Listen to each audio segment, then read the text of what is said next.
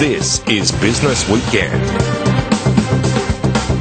Yes, welcome back. Well, it's a hot sector, but just who are the Australian companies pioneering innovation in defence? Sky News business reporter Chris Kohler speaks with the champions of the defence tech industry and finds opportunities for business and investors.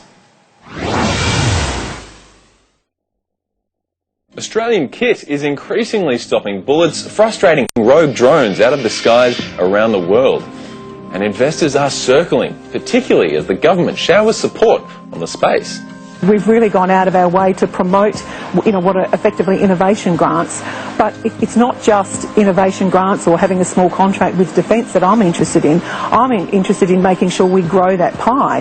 And there are many major contracts that have been let, and they haven't secured their supply chain. So I'm very interested in making sure Australian companies, firstly, they know what the opportunities are, and I think we need to work much harder at that. But secondly, making sure if they're not ready, that we help them to get ready, so that when the next opportunity comes up, that they're able to take advantage of it. The federal government is putting its money where its mouth is, with $35 billion recently invested into building warships in South Australia, and the commitment to spend 2% of GDP on defence as part of the Jobs Creation Plan. But the government's efforting a flourishing export industry in Australia.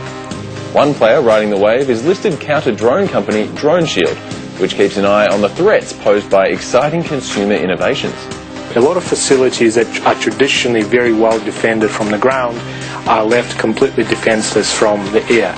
So if you think of all the places with high fences, the towers and the like, you can easily fly over those with a drone. Now drones today have very good cameras, they can carry payloads, and that gives rise to all kinds of negative uses.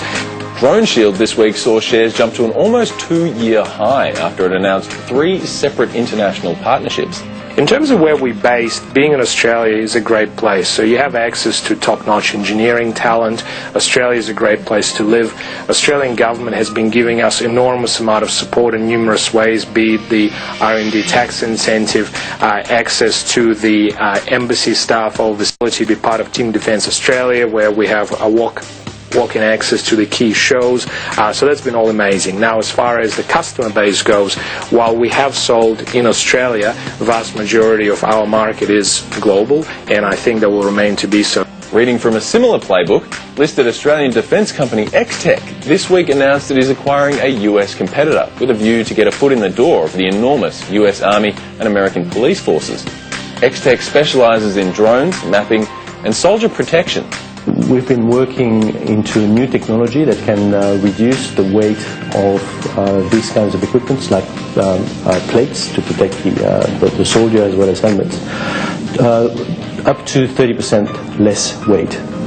So that is something that is really very unique, and it's very interesting worldwide. We've had a number of contacts in the US already. We've had a number of our plates and helmets tested by the US defense organizations in general, and they went very well. So we're now at the cusp of actually getting that particular technology to the market. And where would we go first? I mean, of course, for us being a world best, we need to sort of go to the largest markets first, and the US is by far the largest. While these companies seek lucrative government contracts, investors are increasingly focusing their attention on international leaders in cybersecurity and defence. CEO of ETF manager BetaShares, Alex Vinica, points to the success of its global cybersecurity ETF, which includes aerospace and defence giants. If we look at companies like BAE Systems or Raytheon, I mean, they are global companies that are listed in the US. But they also have a very significant presence in Australia. So if you look at the list of top defence contractors in the Australian market, those companies, so BAE, are close to $1 billion revenue in Australia. So how does an Australian investor take advantage of the fact that our government and our corporations are spending money sort of with those businesses? This has definitely been an area that we have seen a very significant amount of interest. And the stage is set for budding Australian companies to join the ranks of the world's leading defence corporations. Every day I'm having conversations with companies who are developing technologies, and it's all homegrown technology. And, you know, I understand, you know, what conversation I had yesterday about, you know, the US's interest in this particular technology.